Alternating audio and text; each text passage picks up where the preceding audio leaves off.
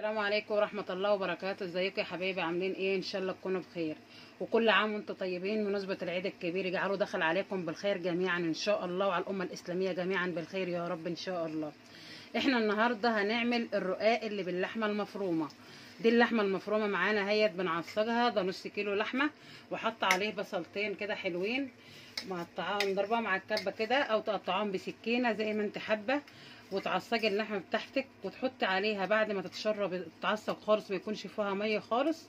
تحطي عليها الاول معلقه فلفل اسود وتحطي عليها مكعب ماجي. وبعد ما بتتشرب ده كله ما يكونش فيها ميه خالص وتتعصج معاك، تيجي حاطه عليها كوبايه ميه بكوبايه العصير، اللي هي الكوبايه دي، كوبايه ميه كده بكوبايه العصير. تشرب كوبايه الميه دي يا حبايبي، خلاص كده يبقى اللحمه كده اتعصجت معانا. وتملحيها الملح بتاعها المظبوط، تحطي معلقه صغيره او نص معلقه صغيره وتدوقي لو لقيتها عايزه ملح. المهم ان انت تظبطي الملح، لا تخليه زياده ولا ناقص، لان الحاجات ديت لو الملح زايد فيها بتبوظ طعم الحاجه، ولو الملح برضو ناقص فيها بتبوظ طعم الحاجه. فانت تحطي نص معلقه الاول وتدوقي اللحمه معاكي، لقيت الملح بتاعها مظبوط خلاص، لقيتها ناقصه شويه ازود حبه زي ما انتم شايفين كده. ده الرقاق اللي كلنا عارفينه، اللي هو بتاع العيد، اللي بنعمله صينيه الرقاق بتاعنا، الرقاق الناشف. انا هوريكم برضو الطريقه بتتعمل ازاي. ودي الشوربه بتاعتي هيت، انا بجهزها شوربه اللحمه. حطيت فيها مكعبان ماجي واظبط الملح بتاعها برضو. لو بعد ما احط المكعبان الماجي حاسه ان عايزه ملح بحط لها حبه ملح، مش عايزه المهم ان انا اظبط الملح بتاعها برضو. دي الشوربه اللي بسقي منها الرقاق بتاعي وانا برص الصينيه. وتابعوا معايا كده خطوه خطوه لحد ما نخلص معانا صينيه الرقاق. كده يا حبايبي احنا عصجنا اللحمه اهي زي ما حضراتكم شايفين. انا كده حطيت كوبايه الميه وشربتها اللحمه. بعد ما بعصج اللحمه الاول عشان ما تحطوش الميه واللحمه لسه نيه، احنا الاول بنعصج اللحمه كده بالزبده زي ما اوريكم. احط عليها معلقتين زبده واحط واعصبها. وبعد ما تشرب الميه بتاعتها اللي هي بتاعت اللحمه بس نفسها، اجي بعد كده بقى احط عليها كوبايه الميه واحط عليها مكعب ماجي. لو ادوقها لو هي محتاجيه ملح بزود حبه ملح، مش محتاجيه خلاص. كده هي زي ما انتم شايفينها كده، هي شربت الميه زي ما حضراتكم شايفينها كده وتعصجت وكده تمام كده استوت وتعصجت معايا. وكده هبدا احط الزبده دي بتاعتي هيت انا مسيحاها، اللي انا هرشها كل ما احط رقاق ارش منها على الرقاقه دي الزبده بتاعتي، ورشات منها في الصينيه كده زي ما حضراتكم شايفين. الاول كده ابدا ارش في الصينيه وابدا ابل الرقاق بتاعي زي ما حضراتكم هتشوفوني كده. انا كده ببدا اهو. الشوربه بتاعتي جاهزه زي ما قلت لكم، حاطه لها مكعبان ماجي وخلتها خدت غلوه. وابل الرقاق بتاعي كده زي ما انتم شايفيني كده. امسك الرقاق كده في حاجه واسعه كده وابله زي ما حضراتكم شايفيني كده.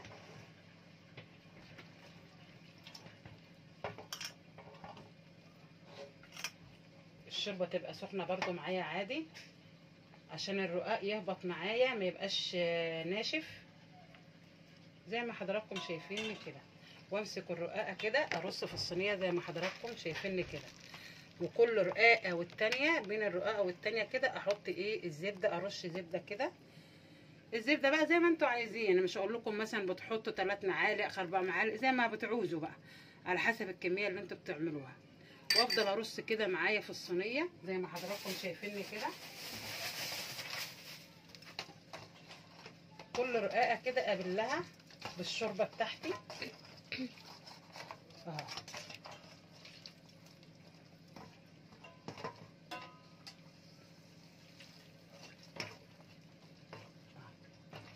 زي ما حضراتكم شايفيني كده انا ببل الرقاق بتاعي اهو بالشوربه، وابلها كويس عشان تبقى تهبط معايا في الصينيه بتاعتي كده. وارص كده يا حبايبي زي ما حضراتكم شايفيني كده، وارص كده برضو ارش عليها الزبده بتاعتي زي ما حضراتكم شايفيني كده. تقوم تطلع وانت بعد ما بتسويها في الفرن بندخلها الفرن وتستوي، تطلع معانا مورقه وحلوه مش معجنه ولا حاجه. وهوريكم، تابعوا معايا كده لاخر الفيديو. انا رصيت الرق اللي تحت اهوت، وهبدا احط اللحمه بتاعتي كده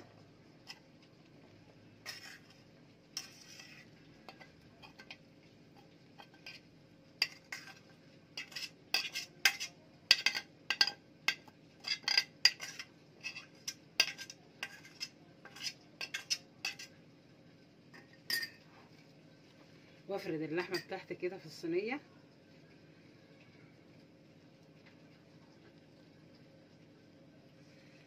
ده الرقاق اللي باللحمه، مش جلاش.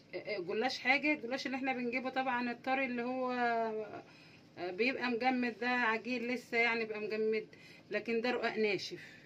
في الرقاق حاجه والجلاش حاجه، هو نفس الطريقه على فكره يعني، بس ده بيبقى جلاش كلنا عارفينه برضو، وده الرقاق اللي هو الناشف اللي بنعمله بقى في العيد وكده.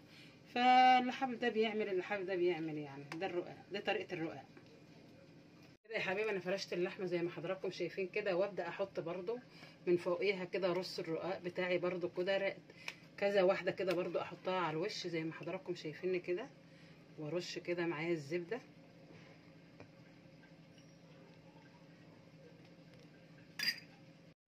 كده يا حبايبي. انا رصيت الصينيه بتاعتي اهي زي ما حضراتكم شايفين، وارش عليها برضو زبده من فوق كده عشان وشها يتحمر زي ما حضراتكم شايفين كده. الزبده لازم تحطها، ترش لها برضو من فوق كده عشان وهي بتتحمر طالعه محمره وشكلها حلو كده. تعملوها كده بألف هنا وشفا ان شاء الله. زي ما حضراتكم شايفين كده، دي صينيه الرقاق كده. حطينا اللحمه زي ما حضراتكم شفتوني في النص، وكملت برضو بقيه الرص بتاعي لما مريت الصينيه بتاعتي كده زي ما حضراتكم شايفين. وكده هدخلها الفرن كده، خلاص هدخلها الفرن خلاص يا حبايبي. صينيه الرقاق استوت معانا زي ما انتم شايفينها بالشكل الجميل ده. انا حطيتها قعدت معايا يعني ساعه الا ربع على درجه حراره 250 في التوستر اللي هو بالكهرباء. وبعدين بصوا انتوا ما تحكموش نفسكم بالساعه، انت ممكن تشوفي وشها احمر كده خلاص يبقى هي استوت معانا. يعني مجرد ما وشها بيحمر من فوق كده تعرفها انها استوت معانا. خليها على درجه الحراره اعلى حاجه في التوستر اللي هي 250. ولو عندك فرن كده بوتاجاز برضو نفس الحكايه، بتخليها نص ساعه عشان الفرن البوتاجاز اقوى طبعا. بتخليها نص ساعه، ومجرد برضو ما وشها يحمر معاكي كده تعرفي ان هي استوت. وكده خلصت معانا صينيه الرقاق بتاع العيد. تعملوها وتاكلوها بألف هنا وشفا، وكل عام وانتم طيبين، وتعود عليكم الايام وانتم بصحه وعافيه دايما يا رب. متنسوش تفعلوا الجرس وتدوسوا لايك عشان يوصلكم كل جديد. والسلام عليكم ورحمه الله وبركاته.